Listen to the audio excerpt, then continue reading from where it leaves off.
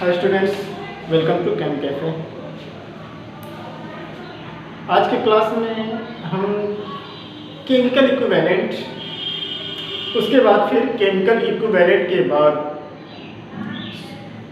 Solutions का concentration terms like molarity, molality, normality, mole fraction etcetera etcetera क्या होता है। तो सबसे पहले केमिकल इक्विवेलेंट, जिसको हम लोग इक्विवेलेंट वेट भी कहते थे, यह पूरी तरह से एक एक्सपेरिमेंटल वैल्यू है। और यदि हमें इक्विवेलेंट वेट की जानकारी है तो यहां से आसानी से हम लोग एटॉमिक मास कैलकुलेट कर सकते हैं। तो क्वेश्चन राइज होता है, इक्विवेलेंट वेट होता क्या है या केमिकल इक्विवेलेंट वेट क्या होता है।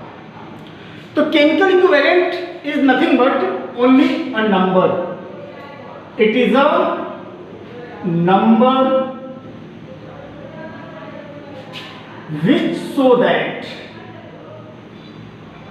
which show that how many times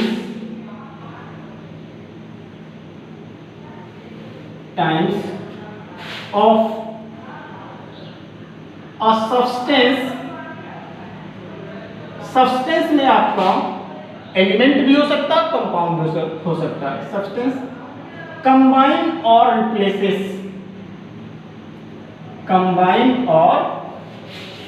replaces by 1.008 parts by mass of hydrogen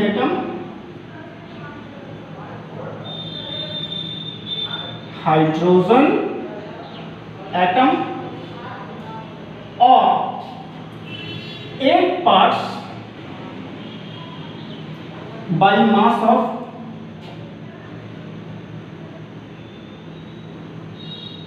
oxygen atom, or 35.5 parts by mass of chlorine atom।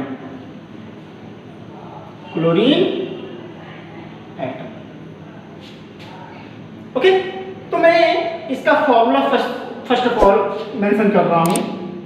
Mass of substance combine और replaces, substance combine और replaces into 1.008 divide by mass of hydrogen combine और replaces,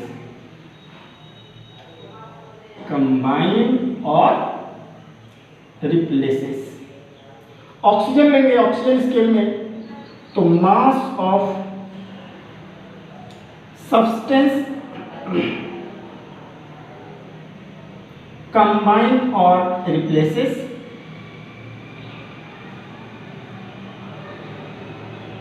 into 8 divided by mass of oxygen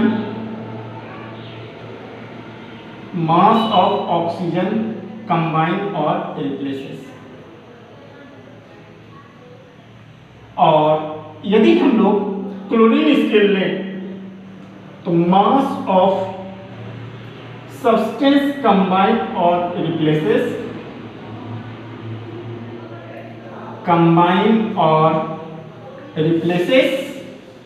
into 35.5 divided by mass of chlorine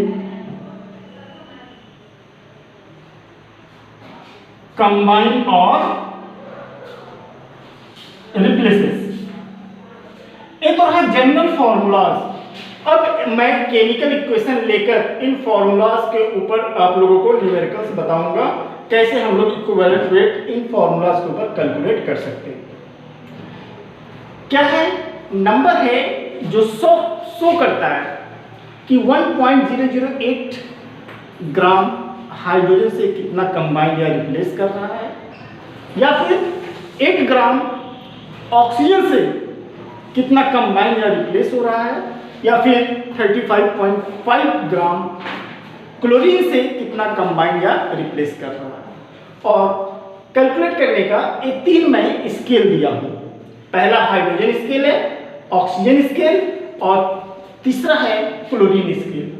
हालांकि इसका usage बहुत कम आएगा in different scales का, लेकिन basics है तो मुझे यहाँ से स्टार्ट करना पड़ रहा है। ये स्केल डेफिनेशंस के ऊपर पूरी तरह बेस्ड है। ओके,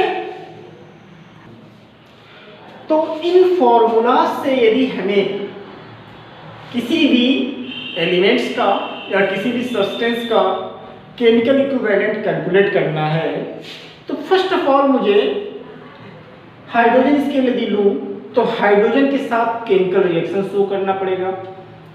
ऑक्सीजन लूँ तो ऑक्सीजन के साथ केमिकल रिएक्शन शो करना पड़ेगा, और क्लोरीन लूँ तो क्लोरीन के साथ केमिकल रिएक्शन शो करना पड़ेगा। तो मैं जनरली कार्बन ले रहा हूँ और उस कार्बन का केमिकल इक्विवेलेंट तीनों स्केल से कैलकुलेट करूंगा। तो फर्स्ट मैं यदि हाइड्रोजन से लूं केमिकल रिएक्शन, तो जानता हूं carbon react with hydrogen two forms methane. तो क्या यहां पर फॉर्मूला है, mass of substance combine. Chemical equation कह रहा है 12 ग्राम कार्बन, और यहां पर हाइड्रोजन है 2 × 2, और हाइड्रोजन का जो एटॉमिक मास लेंगे वो आइसोटॉपिक मास लेंगे, जो कि होता है 1.008। उसको यदि मैं इस फॉर्मूला पे रखा तो क्या आया, केमिकल इक्विवेलेंट ऑफ कार्बन या equivalent weight of carbon, mass of carbon यहाँ पर 12 है into 1.008 divide by 2 to the 4 into 1.008, cancel होकर आया आपका 3। अब यदि ऑक्सीजन स्केल ले रहे हैं तो ऑक्सीजन से कोई केमिकल रिएक्शन हमें शो करना पड़ेगा। तो हमारे पास केमिकल रिएक्शन है C+O2, it's form CO2, same carbon 12, oxygen 16 × 2, same इस फॉर्मूला पे रखा, mass of carbon into 8, 32, cancel हुआ, आया आपका 3। अब यदि इस स्केल को ले, क्लोरीन स्केल को, तो क्लोरीन के साथ कोई रिएक्शन दिखाना पड़ेगा। 2Cl2, it's forms carbon tetrachloride, carbon 12, chlorine 2 × 2 × 35.5, इस फॉर्मूला पे रखा तो मास ऑफ कार्बन हो गया 12 × 35.5, और मास ऑफ क्लोरीन कंबाइन और रिप्लेसेस 4 × 35.5, और ये भी आया 3। तो ऑल केसेस में चाहे हम हाइड्रोजन स्केल लें या ऑक्सीजन स्केल लें या क्लोरीन स्केल लें, इन ऑल केसेस में कार्बन का केमिकल इक्विवेलेंट आया एक जैसा, वो है 3। लेकिन यदि मुझे बार बार केमिकल रिएक्शंस करना है, किसी भी मॉलिक्यूल्स का केमिकल इक्विवेलेंट पूछ रहा है और उससे रिलेटेड केमिकल इक्वेशन हमारे ब्रेन में नहीं है, हम कैसे कैलकुलेट करेंगे? तो उसके लिए बहुत सिंपल सा हमारे पास एक फॉर्मूला है। वो फॉर्मूला है आपका, बोर्ड देखिएगा, फॉर्मूला है chemical equivalent equal to chemical equivalent होता है मॉलिक्यूलर मास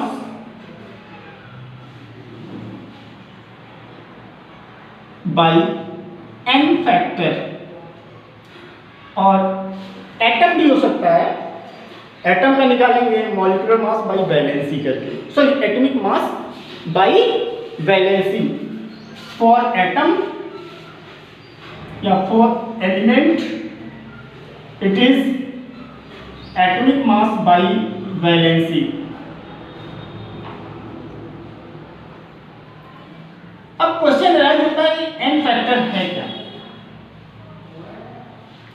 एन फैक्टर्स अलग अलग मॉलिक्यूल्स के लिए अलग अलग है। यदि आपका मॉलिक्यूल एसिड है, इस एसिड, तो एन फैक्टर क्या होता है? बेसिसिटी ऑफ एसिड होती है। बेसिसिटी ऑफ, क्वेश्चन राइज हो रहा है एसिड में बेसिसिटी कहां से आया भाई? एसिड में तो एसिडिटी होना चाहिए। नहीं, एसिड में बेसिसिटी ही होता है। और बेसिसिटी का मतलब हुआ number of replaceable hydrogen atom. Number of replaceable hydrogen atom. एक मॉलिक्यूल में कितना रिप्लेसेबल हाइड्रोजन है वह होता है बेसिसिटी। लाइक यदि HCl में, तो यहां पर बेसिसिटी आपका होगा 1,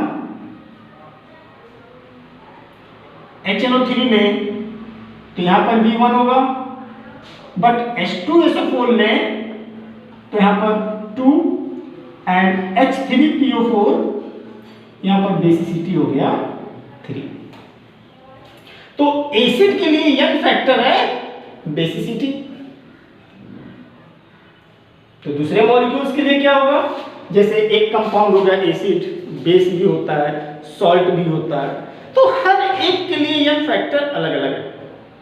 एसिड के लिए बेसिसिटी, और यदि हमें बेसिसिटी मालूम है तो हम इस फॉर्मूला पे रखकर आसानी से उसका केमिकल इक्विवेलेंट कैलकुलेट कर सकते हैं। अब यदि सपोज पूछा what is the chemical equivalent of H2SO4, तो हमें मालूम है H2SO4 का मॉलिक्यूलर मास होता है 98, और देख रहे हैं 2 रिप्लेसेबल हाइड्रोजन है, तो इस टाइप में H2SO4 का केमिकल इक्विवेलेंट आया 49। HCl में 1 है, 1 से डिवाइड करना पड़ेगा। HNO3 में 1 है, 1 से डिवाइड करना पड़ेगा। तो ऐसे हम लोग केमिकल इक्विवेलेंट आसानी से कैलकुलेट कर सकते हैं किसी भी एसिड का। हमारा बेस के लिए एन फैक्टर होता है नंबर ऑफ हाइड्रोक्सिल ग्रुप, जिसको हम लोग कहते हैं एसिडिटी ऑफ बेस, और सॉल्ट के लिए होता है number of cations by 1 formula unit, number of cations by 1 formula unit into its charge. तो जैसे Na2CO3 एक 2Na+ दे रहा है, जिसमें n फैक्टर हो गया 2 कैटायंस एंड 1+, तो इसे Ca3PO4 में 3Ca++, तो 3 कैटायंस और इच का चार्ज है 2, तो यहाँ पर n फैक्टर हो गया 6। लेकिन यदि किसी रिडॉक्स रिएक्शन देखें, फॉर रिडॉक्स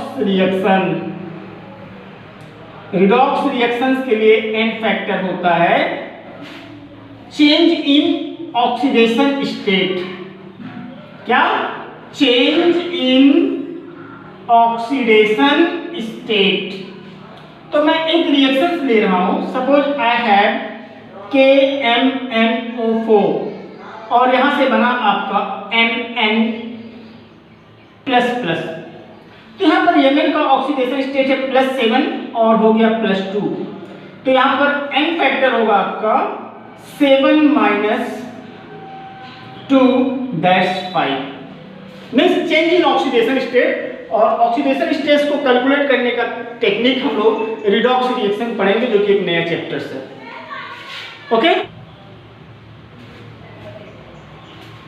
एन फैक्टर्स यदि बेस है तो एसिडिटी लिया जाता है, और एसिडिटी का मतलब हुआ कितना हाइड्रोक्सिल ग्रुप एक फॉर्मूला के पास है।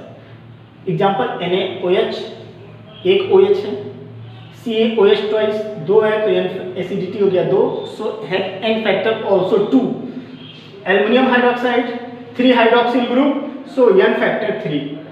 सॉल्ट यदि हम लोग लें तो सॉल्ट में एन फैक्टर है number of cation by 1 formula unit and its charge.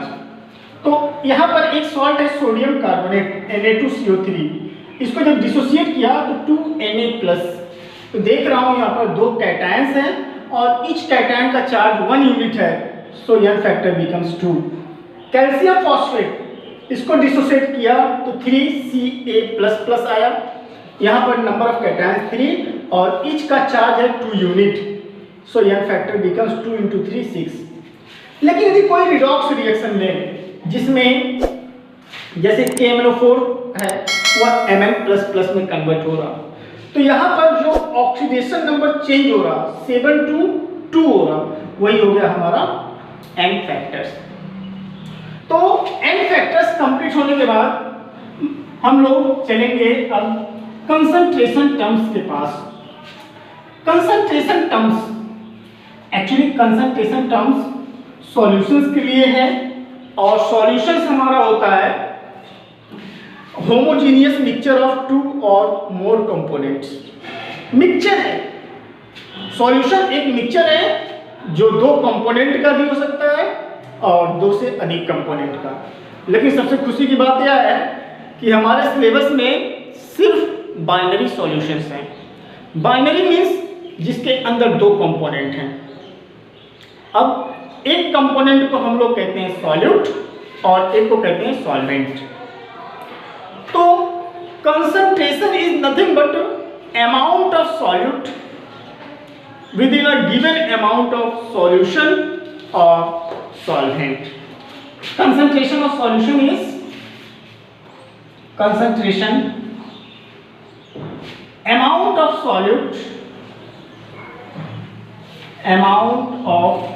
solute within a given amount of solution or solvent। Solution भी हो सकता है और सॉल्वेंट भी हो सकता है, कॉल्ड कंसंट्रेशन। अब अमाउंट का बहुत सारा अलग अलग यूनिट होता है और यहाँ पे मैं सॉल्यूशन भी लिया हूँ, सॉल्वेंट भी लिया हूँ। तो अलग अलग कंसंट्रेशन टर्म्स में अलग अलग यूनिट यूज होता है। जैसे फर्स्ट कंसंट्रेशन टर्म्स हमारा हुआ मोलरिटी, जिसको हम लोग डिनोट करते हैं कैपिटल M से। सेकेंड है हमारा मोलारिटी, जिसको डिनोट करते हैं स्मॉल m से। फिर हमारा आता नॉर्मलिटी, नॉर्मलिटी के बाद आपका फॉर्मलिटी, फॉर्मलिटी F से। Mole fraction, mole fraction, then after ppm, ppb and strength. बहुत सारा कंसंट्रेशन टर्म्स है, यहाँ पे मैं कुछ ही लिखा हूँ, लेकिन जब 1 by 1 डिस्कस करूंगा तो सारा डिस्कस करूंगा। तो पहला है मोलरिटी। यदि किसी भी सॉल्यूशंस के पास ऐसा कुछ दे दिया जाए 10m, कोई भी एक नाम दे दिया, सपोज मैं दे दिया HCl। इस टर्म्स का मतलब हुआ कि सॉल्यूशंस में सॉल्यूट HCl है और 1 लीटर सॉल्यूशन में 10 मोल HCl डिजॉल्व है। मतलब 1 litre of the solution contains 10 mole HCl। मतलब सिंपल सा, molarity of solution is 10, molarity of solution is 10। तो मोलरिटी का यदि हम डेफिनेशन देखें तो इस टर्म से काफी कुछ आइडिया मिल रहा है। मोलरिटी क्या? Molarity is number of moles of solid particle dissolved इन पर लीटर ऑफ द सॉल्यूशंस। क्या बोलेंगे? Number of moles of solid particle, number of moles of solid particle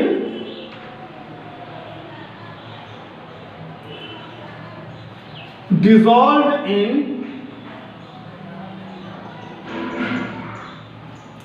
per liter of the solution.